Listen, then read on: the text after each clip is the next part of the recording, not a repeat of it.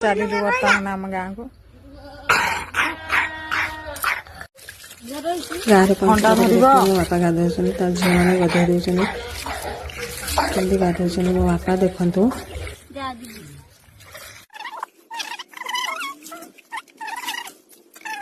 ଆମ ଘରେ ବର୍ତ୍ତମାନ ମୁଁ ରୋଷେଇ ଆରମ୍ଭ କରିଛି। ପହଞ୍ଚିକି ରୋଷେଇ ଆରମ୍ଭ କରିଛି।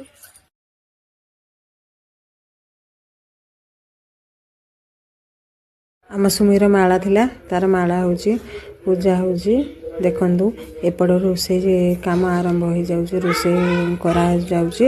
ଦେଖନ୍ତୁ କେମିତି ରୋଷେଇ କରୁଛନ୍ତି ସମସ୍ତେ ବସିକି। ଶୀତ ବହୁତ ଜୋର ପଡ଼ୁଛି, ଦେଖନ୍ତୁ।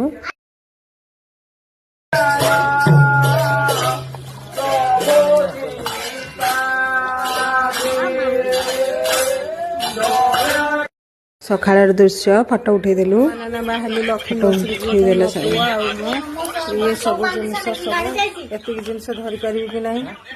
ମୋ ପୁଅ ମୋ ବାହାରିଛି, ଦେଖିଲି ବାପା ମୋବାଇଲ ଦେଖାରେ ବ୍ୟସ୍ତ। ବସ୍ ହରେନ୍ ଦେଲା ମାନେ ଦୌଡ଼ିବୁ।